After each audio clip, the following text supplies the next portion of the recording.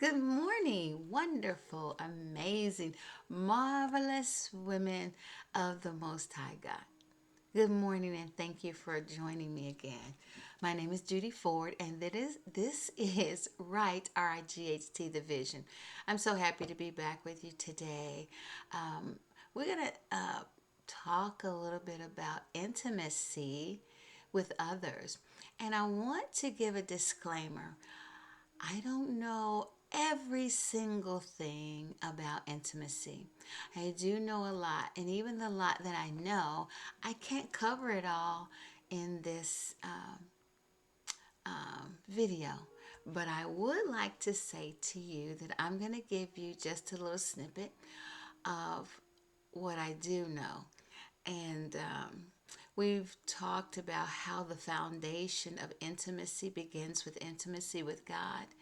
And intimacy with yourself is second to that, because as you find out about God, you find out about yourself, and you need to know where you are and how you're doing, and if you need to make some changes. Today, we want to talk about intimacy with others, how to make deep connections, friendly connections with others, because we can't live in this world alone, right? I want to remind you that intimacy, excuse me, is a deep connection with people, which means you have to go beyond the superficial. You don't want to just stay at hello. We have to move beyond that. And I know that for a long time, that was where I was stuck at hello, because I was so shy and so timid and awkward in meeting people that I didn't know what to say or do past hello. So, we're going to talk about what to do past hello. And remember, now we're focusing on coming out of that lonely place, because developing relationships is a really big factor to coming out of that lonely place, regardless of whether it's mental, emotional, physical, or hormonal or spiritual. We need to come out, and there are some strategies, some things we can do to come out. Today, this deep connection with intimacy, we're going to extend beyond ourselves. How do we get beyond ourselves and into fellowship or relationship with other people? So,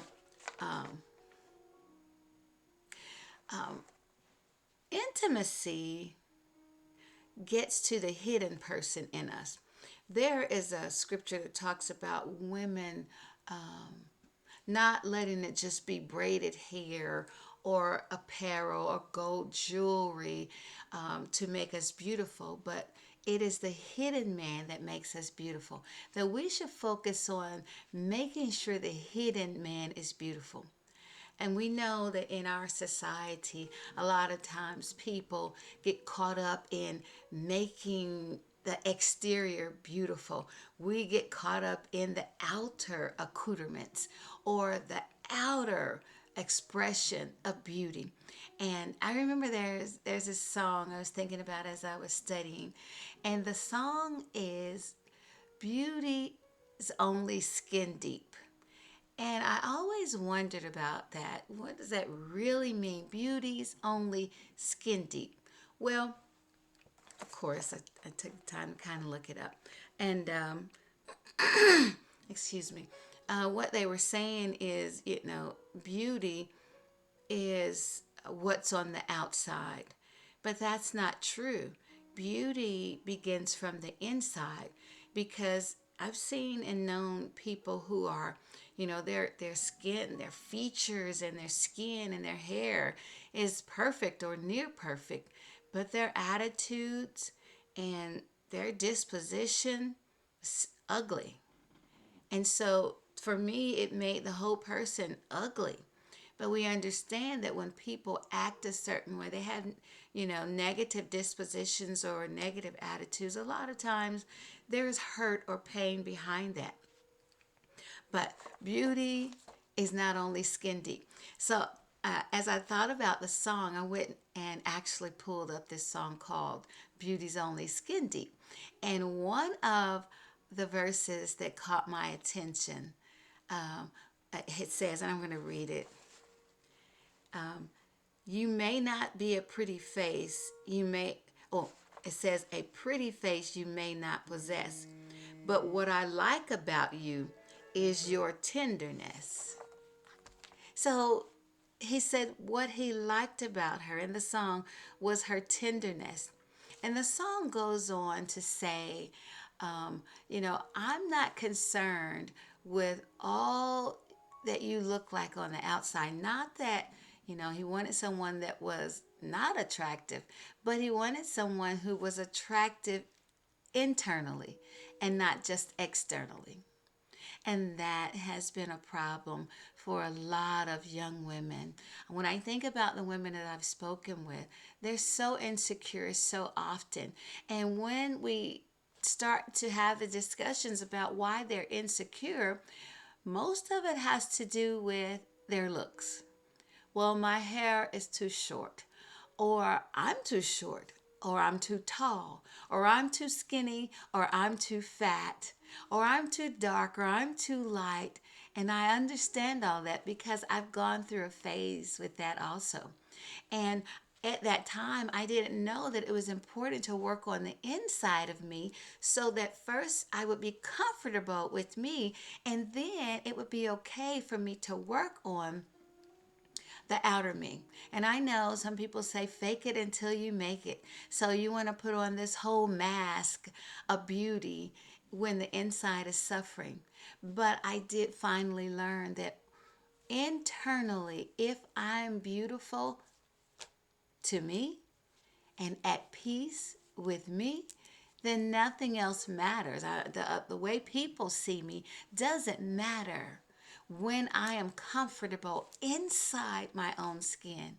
And so, one of the things we have to do when we're talking about this intimacy is stop working on the outside so hard and start working on the inside, because people are drawn to us initially by the way we look sometimes, most people, but a lot of people are drawn to us by the way we are, the sense that they get from us, the sense of goodness or a sense of peace or the sense of joy, and they want to be around us for those reasons. So we've got to flip the script and stop focusing on external rather, and begin to focus on what makes us beautiful internally. So we can stop doing the cosmetics so much. And don't get me wrong, please don't hear what I did not say. I did not say cosmetics are wrong, because I'm wearing lashes, I'm wearing braids, I'm wearing lipstick, and I'm going to be cosmetically correct, I guess. But first of all, I'm going to be internally correct. I want to make sure that the inside of me is operating in sync the way that I was intended to operate. So I want to make sure that my flesh is not in control. So remember, we talked about that flesh. If the flesh is in control, we're going to have a problem. Excuse me. We're going to have a problem in our relationships, because what should be controlling is our spirit man. And that's why we need to connect with God first on a level of intimacy, and then with ourselves to make sure we're comfortable before we can ever reach out to someone else and try to develop an intimate relationship. And remember, when I'm talking about intimacy, I'm not just talking about a sexual relationship. Although in its perfect place, marriage, sexual intimacy is appropriate. But I'm not talking just about sexual intimacy. I'm talking about friendship intimacy, familiar intimacy, family. I'm talking about intimacy with people that you want to be around, church brothers and sisters. Just that type of intimacy that makes a deep connection with people. And while I was thinking, I had this thought. I had to really go over this a couple of times that, intimacy is not a component of the flesh. It's a component of love. And we want to get to the place where we love one another. See, I need for you to love me, and I need to be able to love you to have this full expression of humanness, which takes me to the first point of why intimacy with others is important, because we're better together. I love to hear that. We're better together. If I am alone, I'm going to experience some negative thoughts. If I'm alone for long periods of time, and you think about people who are in solitude or solitary, when they put people in correctional facilities, I've noticed that a lot of these people go crazy, lose their minds in solitary confinement because we need each other. We were created to fellowship one with another. We were created to fellowship with our Maker. And so, one of the reasons that we ought to reach out and have develop intimacy with others is because we need each other. We're better together. Um, and I was thinking about how even Jesus, before he left this earth, he prayed a prayer which is very precious to me. And the prayer that he prayed was that God would make us one. We are to live as one because there is only one race. It is the human race. And we were built to be together. We're built to love together, to fellowship together, to live life together, not alone. Or, there would be no need for God to create Adam and then create Eve to be with him, right? So we're better together. Unfortunately, a lot of us don't even know how to be in a relationship. We are sort of like these robots who we see what other people do and we try to mimic what they do, but we really don't have a sense of what we're doing. We don't know how to operate in relationships.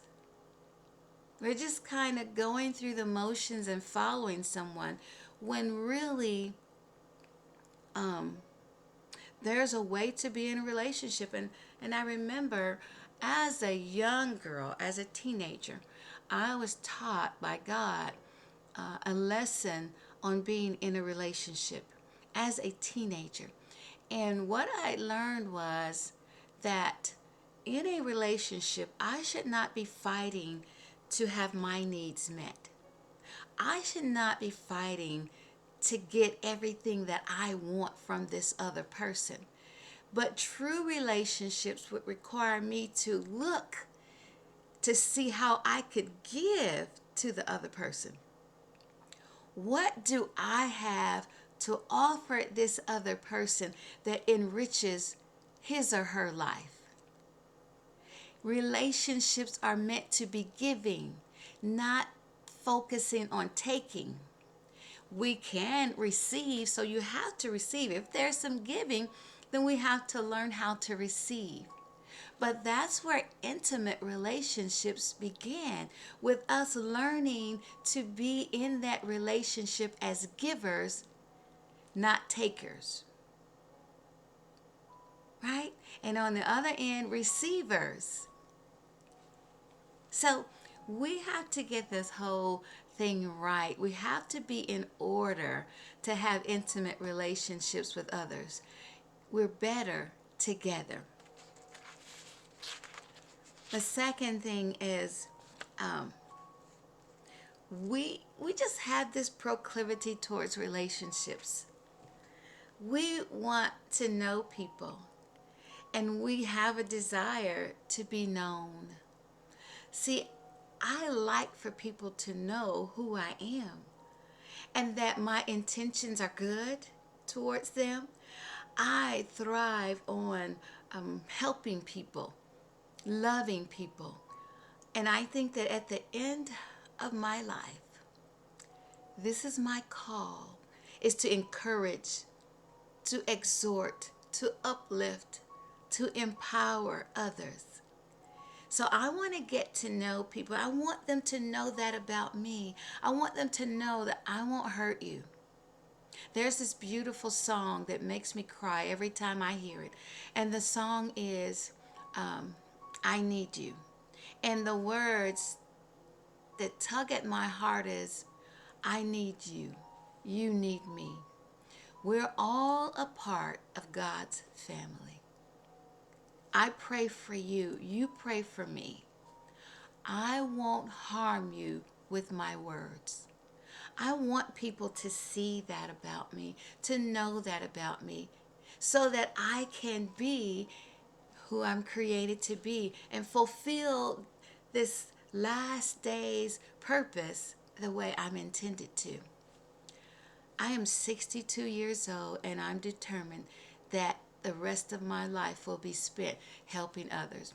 And it's ironic because I remember as a child, there was this motto that was very popular, and it said, live and let others live.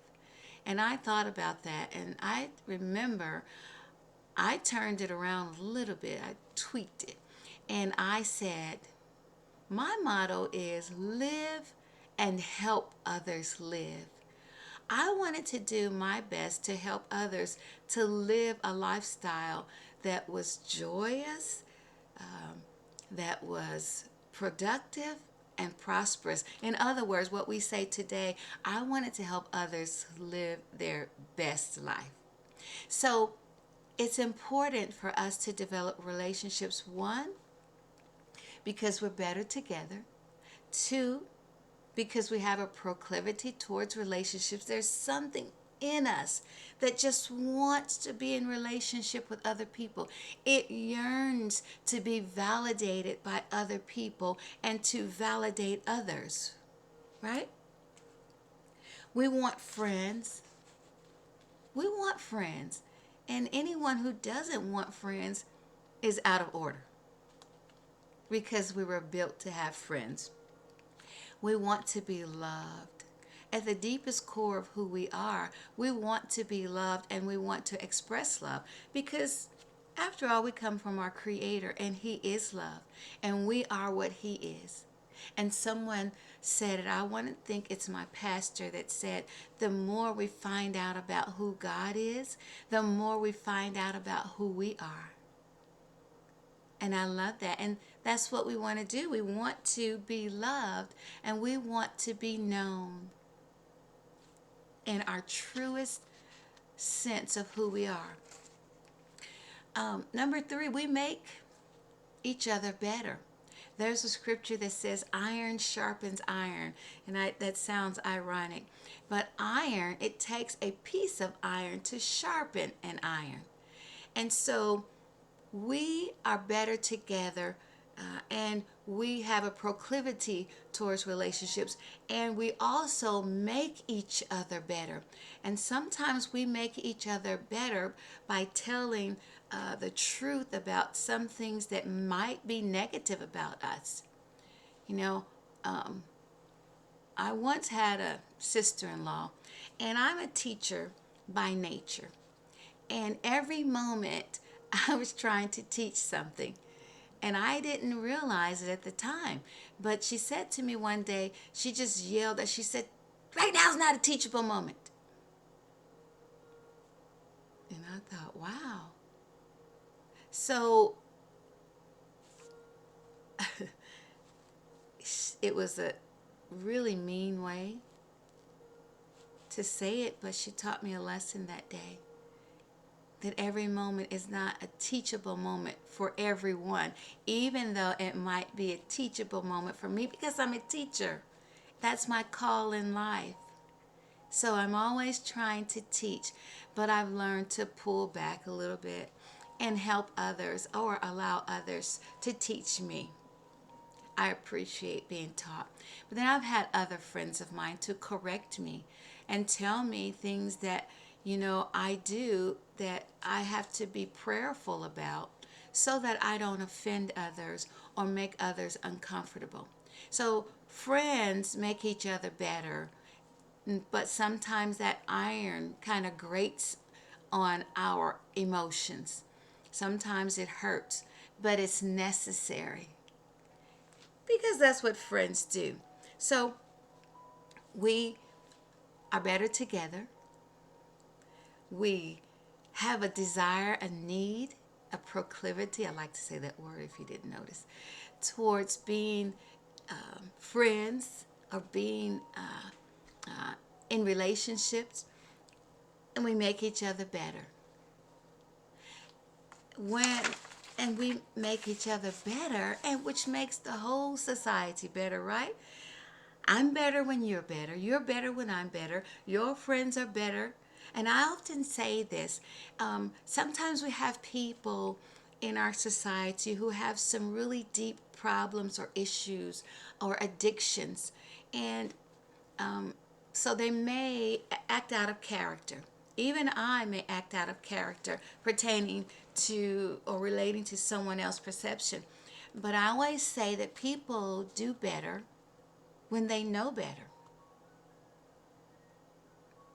And a lot of times people say they know better.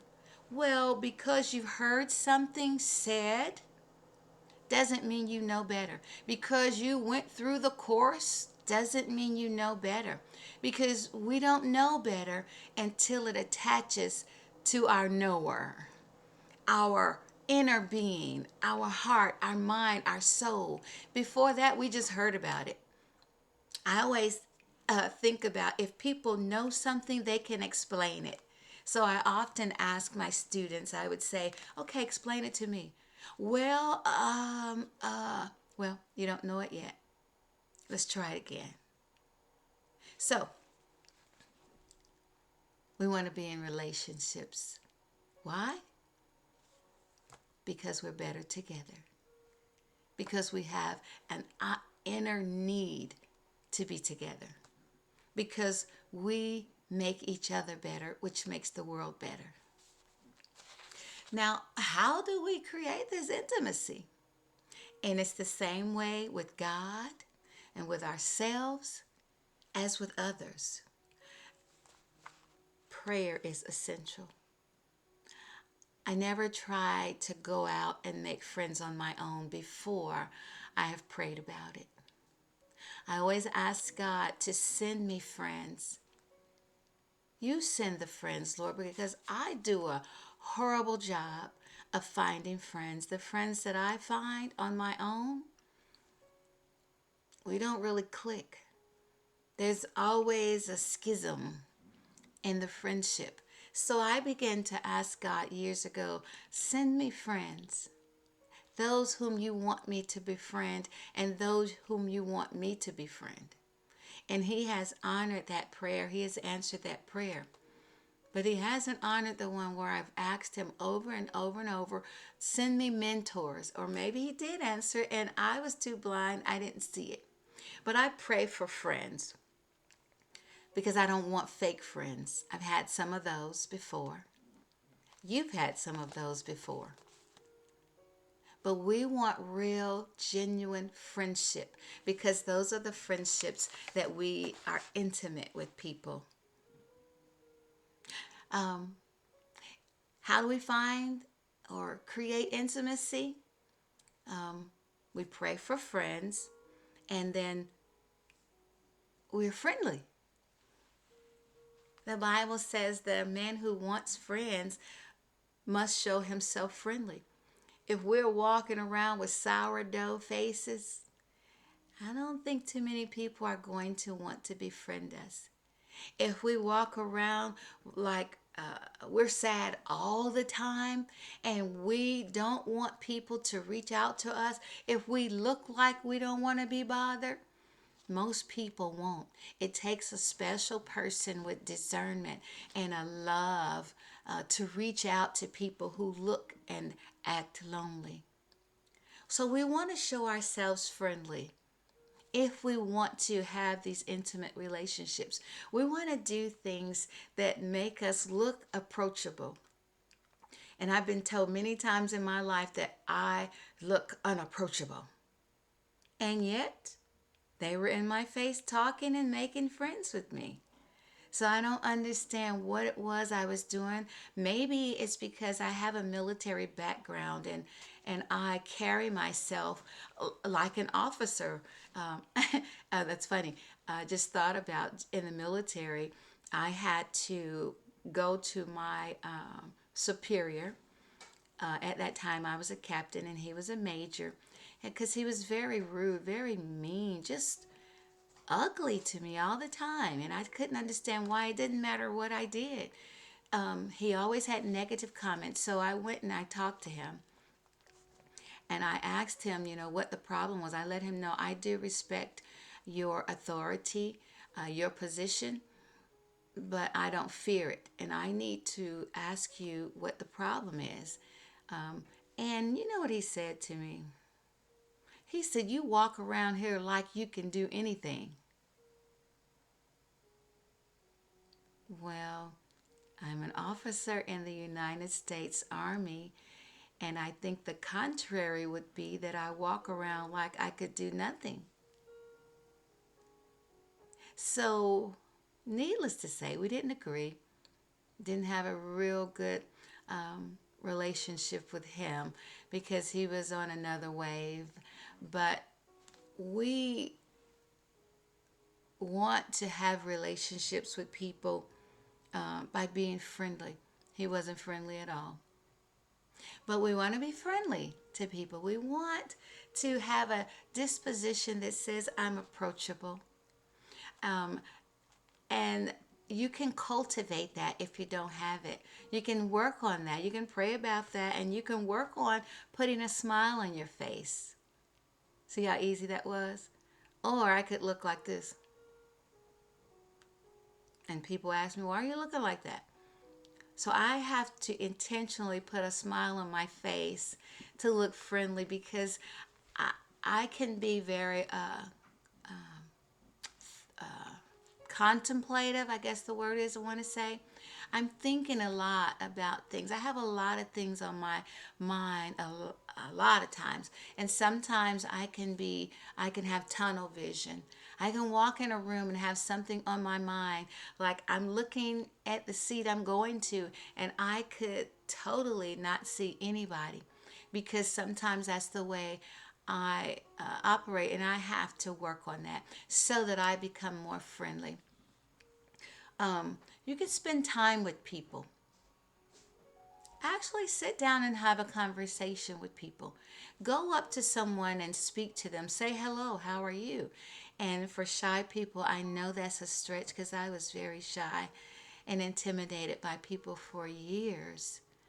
But I had to make myself start doing that. And still, my nature is one of an introvert, and maybe because of my environment, the way I was brought up. But I have to force myself sometimes to go and talk to people. I'm not as outgoing as people think I am. But I've learned to be an extrovert when I need to be. So I'm doing better, and so can you. If you're shy, you have to make a decision in your heart and in your mind that you don't want to be that. Now, and I say that like it's really easy to do. It's not. I was so very shy that it was, I was hurting because I didn't know how to connect with people. And I remember praying a prayer in college. I went to Kentucky State University, and as I entered college, I was very shy because I was very sheltered, and I, didn't wasn't socialized. Let me say it that way. So by the time I got to college, I was still very shy. If you introduced someone to me, my whole conversation was hi. And I remember praying, and I can see the place where I prayed to God on that campus. And I said, God, I can't live like this anymore. I have to get out of this shyness. You've got to help me. And being who He is with a sense of humor, He said, I want you to go out for cheerleading.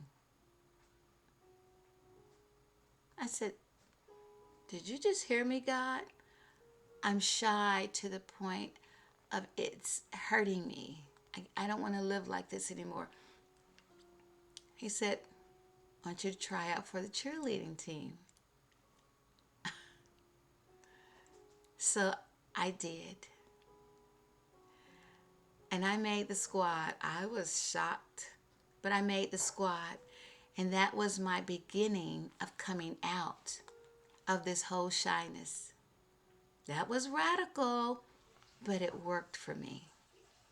I'd be on the floor cheering at the basketball games or on the field at the football games, and I'd have this big mouth, and in class I was still too shy to raise my hand for help.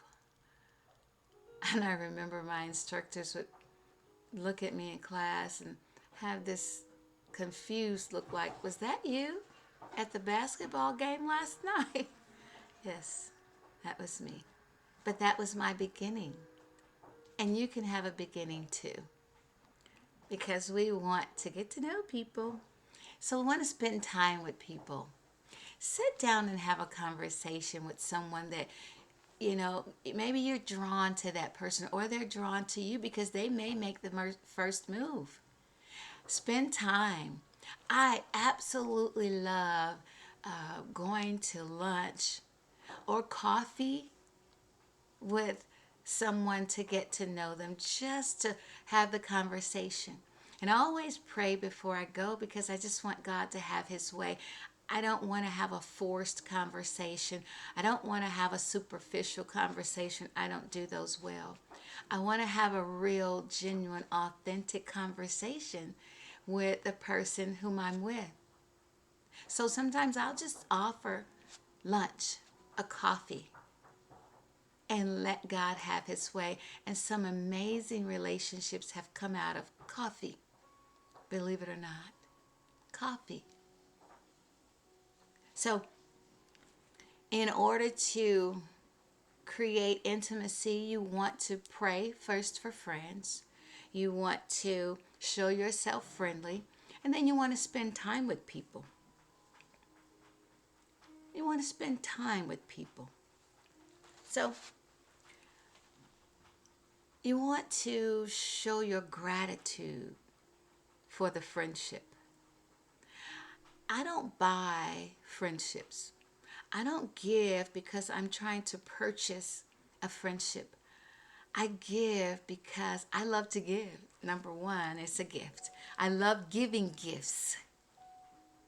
But I want to show the other person that I'm grateful for you as a person, number one. Number two, I'm grateful that you are in my life. And it doesn't matter who the person is. I just always want to show gratitude.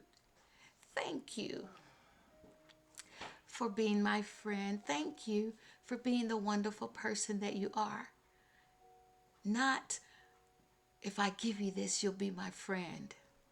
No, I'm giving you this because I see you friendly and I see the worth that you have. I see the person God created and I want to know more about you. So spend time, pray, and ask God. Show yourself to be friendly. Be grateful for the friendships that you have. Find a common ground. Maybe you both like butterflies. Something simple. During the conversation of when you're spending time together, you'll start to see the things that you have in common. I hope the biggest thing is that you both love Jesus. But if it isn't the biggest thing, I hope that it becomes the biggest thing. But find common ground. Do you like shoes? I love shoes. I love buying shoes. Do you like movies? Do you like just hanging out or walking in the park? Find a common ground and move from that place. That'll help you develop these intimate relationships that go beyond the surface, right? So, to sum this all up, we've been talking about intimacy, and the foundation of intimacy is a relationship, a true relationship with God through Jesus Christ. That's the foundation. But you have to develop an intimacy with yourself so that you know who you are, so that you understand what's in your mind, will, and emotions, so that you understand if the flesh is running you around, dragging you around, or if the Spirit of God in you is leading and guiding you. Then you can start developing relationships with people and intimacy with others by praying for friends. And then by spending time with them.